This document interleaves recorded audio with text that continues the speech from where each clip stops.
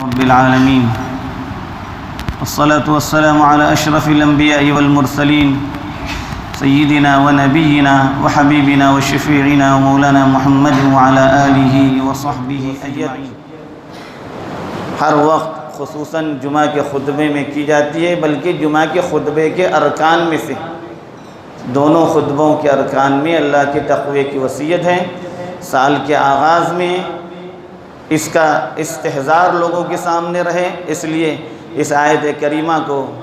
پڑھا گیا کہ اے ایمان والو، اللہ سے ڈرو، اللہ کا تقوی اختیار کرو جس طرح سے تمہیں اس کا تقوی اختیار کرنے کا حکم دیا گیا ہے. بزرگوں اور بھائیوں، اس وقت ہم سال کا پہلا مہینہ اور اس سال کا پہلا جمعہ ادا کر رہے ہیں. سال کے آغاز میں کچھ اہم ترین واقعات کی طرف رہنمائی کی جاتی ہے، اس کا تذکرہ کیا جاتا ہے تاکہ اس کے ذریعے نصیحت حاصل کی جائے، اپنی زندگیوں کو صحیح رخ پر لگایا جائے.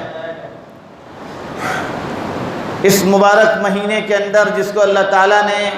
اشہر الحرم میں شمار فرمایا ہے، اس کی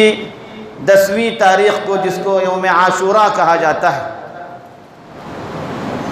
اس دن دنیا کے اندر تاریخ میں بڑے اہم ترین واقعات رونما ہوئے تھے.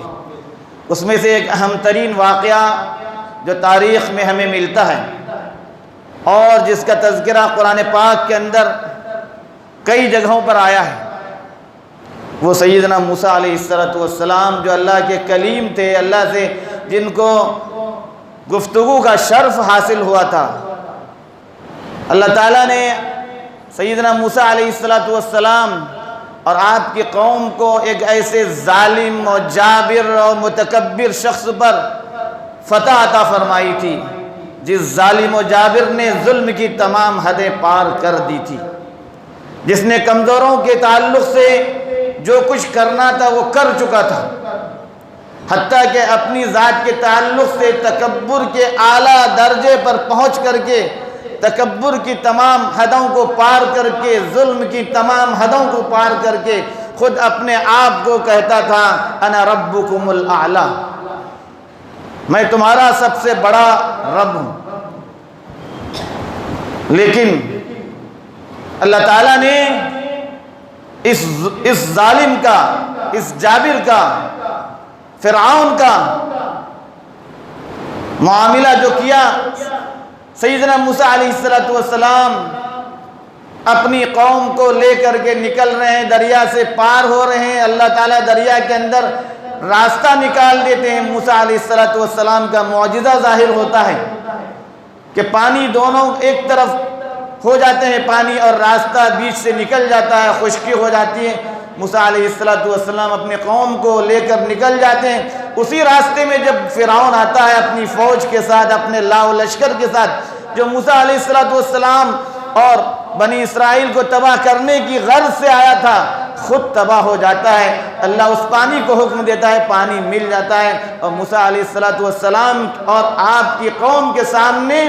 وہ ذلیل و رسوا ہوتا ہے جو زندگی بھر بنی اسرائیل کو ذلیل و رسوا کرتا رہا، ان کو اپنا غلام و باندی بنا کر رکھا، ان پر ظلم و ستم کے پہاڑ توڑے اور خود اپنی ذات سے اس نے جو کچھ کہنا تھا سب کچھ کہہ دیا. یہ واقعہ اس محرم کے مہینے میں عاشوراء کے دن جو ہے رونما ہوا. یہ واقعہ ہمیں یہ درس دیتا ہے کہ ظلم جتنا بھی بڑھ جائے، تکبر کرنے والے جتنے بھی آگے بڑھ جائیں،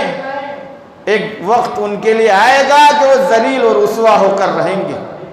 ظلم ختم ہو جائے گا، ظلم کا کبھی نام و نشان نہیں رہتا، ظالموں کا نام و نشان نہیں رہتا. ظالموں کو دنیا یاد کرتی ہے تو ظالم کے نام سے یاد کرتی ہے. یہ دنیا کی تاریخ رہی. دنیا کے اندر اہل حق کے ساتھ جب بھی ظلم ہوا اور اہل حق ڈٹے رہے تو ظالم تباہ و برباد ہوئے، مٹ گئے. مظلوم جو حق پر تھے ان کو اللہ نے ہمیشہ عزت دی، فوقیت دی، بلندی عطا فرمائی. چنانچہ اللہ کے نبی صلی اللہ علیہ وسلم جب ہجرت فرما کر کے مدینہ طیبہ تشریف لائے تھے، آپ نے دیکھا کہ یہاں کے یہود جو ہے، مدینے کے یہود عاشورہ کے دن جو ہے روزہ رکھتے ہیں۔ آپ نے پوچھا کہ تم لوگ اس دن روزہ کیوں رکھتے ہو؟ کہنے لگے یہ ایسا دن ہے جس دن اللہ نے اپنے کلیم، اپنے نبی موسیٰ علیہ السلام کو نجات عطا کی تھی فرعون اور اس کے حواریوں اور اس کے لشکر سے۔ اللہ نے موسیٰ علیہ السلام کو اور بنی اسرائیل کو نجات دی تھی، اس لیے ہم شکرانے کے طور پر روزہ رکھتے ہیں۔ اللہ کے حبیب پاک صلی اللہ علیہ وسلم نے فرمایا ان کے شکریہ کے تو میں اور میری امت ان تم سے کہیں زیادہ مستحق ہیں۔ پھر آپ نے اس دن کا روزہ رکھا اور آپ نے فرمایا کہ یہ سب سے افضل ترین روزہ رمضان کے بعد اگر کوئی ہے شہر اللہ المحرم، محرم کے مہینے کا روزہ ہے۔ آپ نے روزہ رکھا اور پھر آپ نے یہ بھی فرمایا کہ عاشورہ کے روزے کے تعلق سے میں اللہ سے امید رکھتا ہوں کہ اللہ تعالیٰ 1 سال کے گناہوں کی بخشش فرمائے گا۔ آپ نے امت کی رہنمائی یہ بھی فرمائی کہ کہیں یہود کی مشابہت نہ ہو۔ اللہ کے نبی کو جب آخری نبی بنایا گیا، آپ کو آئیڈیل و نمونہ بنایا گیا، کسی بھی معاملے میں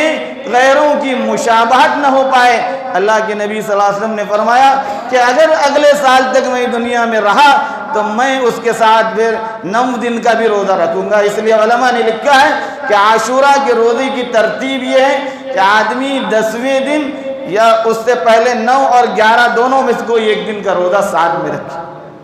موسیٰ علیہ السلام کو نجات اللہ نے اس مقدس دن عطا فرمائی، اور اسی مبارک دن کے اندر امت محمدیہ کے اندر بھی ایک عظیم واقعہ رونما ہوا۔ وہ اللہ کے حبیب پاک صلی اللہ علیہ وسلم آپ کے جگر گوشے حضرت حسین ابن علی رضی اللہ عنہ کی شہادت کا واقعہ ہے جو کربلا کے میدان میں واقع ہوا۔ یزید اور اس کے حواریوں نے سیدنا حسین رضی اللہ عنہ اور آپ کے ساتھ رہنے والوں پر جو ظلم و ستم کیا تھا، تاریخ کے اندر وہ واقعات موجود ہیں۔ اللہ کے نبی کے چہیتے اور لاڈلے جگر گوشے حضرت حسین ابن علی رضی اللہ عنہ کو اسی دن شہید کیا گیا تھا۔ وہ باطل کے سامنے ڈٹ گئے تھے، ظالم و جابر کے سامنے ڈٹ گئے تھے، حق کو چھوڑنے کے لیے تیار نہیں ہوتے۔ اس واقعے کے اندر ہمارے لیے درس و عبرت یہ ہے کہ ظالم جیسا بھی ہو، باطل کی طرف ہمیں لے جانے کی کوشش کرے، ہم باطل کی طرف کسی صورت میں نہیں جائیں گے، حق پر قائم رہیں گے۔ اللہ کے نبی کے نواسے نے اللہ کے نبی کی امت کے سامنے اپنی جان کو قربان کر کے لوگوں کو یہ پیغام دیا کہ حق پر آدمی کو ہر وقت ڈٹا رہنا چاہیے، چاہے اس کو اپنی جان کا نذرانہ پیش کرنا پڑے۔ یہ درس ہمیں اس شہادت کے واقعے میں، شہادت حسین اور کربلا کے واقعے سے ہمیں یہ درس ملتا ہے۔ بزرگوں اور بھائیوں، محرم کا مہینہ جس کے ذریعے مسلمان اپنی ہجری تاریخ کا آغاز کرتے ہیں، جس کا آغاز سیدنا عمر رضی اللہ عنہ کی خلافت میں ہوا تھا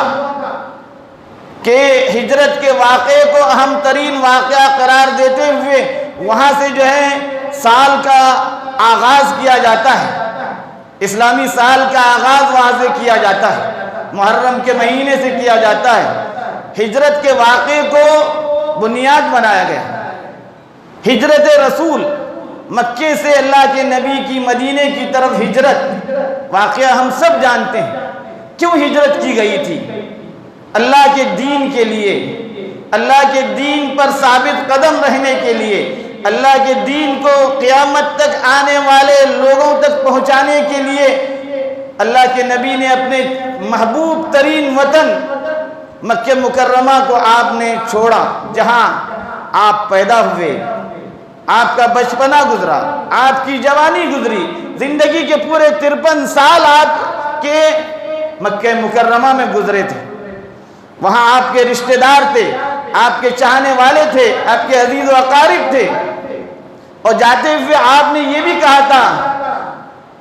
مکے کی پہاڑیوں کی طرف نظر کرتے ہوئے، اے مکہ تو میرے نزدیک عزیز ترین ہے، اگر میری قوم مجھے یہاں سے نہیں نکالتی تو میں یہاں سے نہیں نکلتا۔ اللہ کے نبی نے اور آپ کے صحابہ نے ہجرت کی تھی دین کے لیے، اپنے عزیزوں کو چھوڑا، اپنے دوستوں کو چھوڑا، اپنے رشتہ داروں کو چھوڑا، اپنے مال و اسباب کو چھوڑا، اپنے کاروبار کو چھوڑا، اپنی تمام تر جائیدادوں کو چھوڑ دیا اور اللہ کے دین کی خاطر، اللہ کے دین پر عمل کرنے کے لیے مدینہ منورہ کی نئی سرزمین پر پہنچے تھے۔ یہ ہجرت کا واقعہ ہم سے یہ مطالبہ کرتا ہے کہ ہم بھی ہجرت کرنے والے ہوں، لیکن کہاں وطن سے ہجرت کرنا نہیں ہے، اس وقت ہمیں کچھ ہجرت کرنی ہے، معصیت سے، گناہوں کے کاموں سے اللہ کی اطاعت و بندگی کی طرف ہجرت کرنی ہے، برے افعال سے اچھے افعال کی طرف ہمیں ہجرت کرنی ہے، برے کاموں سے، برے اقوال سے اچھے کاموں اور اچھے اقوال کی طرف ہمیں ہجرت کرنی ہے۔ ہجرت کا مطلب ہے چھوڑ دینا، جیسے اللہ کے نبی اور آپ کے صحابہ نے مکے کو چھوڑ دیا تھا، جبکہ دنیا کا سب سے افضل ترین خطہ آج بھی مکہ مکرمہ ہے، جہاں اللہ کا مقدس ترین گھر کعبۃ اللہ ہے، اس کو آپ نے چھوڑ دیا تھا دین کے لیے۔ تو ہمیں اللہ کی رضا کے لیے، اللہ کی خوشنودی کو حاصل کرنے کے لیے،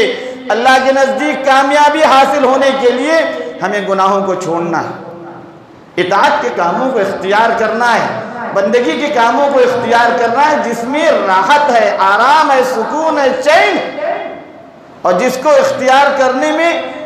اللہ کی رضا اور خوشنودی حاصل ہونے والی ہے۔ جن اطاعت و بندگی کے کاموں کو اور تقوی کے کاموں کو اختیار کرنے پر اللہ کی طرف سے بندوں کو عظیم ترین اجر سے نوازا جائے گا۔ یہ واقعات، چاہے ہجرت کا واقعہ ہو یا اس طرح کے واقعات ہوں، ہمیں یہ دروس عطا کرتے ہیں اور ہمیں یہ پیغام دیتے ہیں کہ ہم ان چیزوں کو اختیار کرنے والے ہوں۔ اللہ سے دعا ہے کہ اللہ تعالی ہمیں ان باتوں کی صحیح سمجھ عطا فرمائے، ایمان کی سلامتی عطا فرمائے، ہم سبوں کو ایمان پر سلامت رکھتے ہوئے اپنے وقت پر ایمان پر خاتمہ نصیب فرمائے۔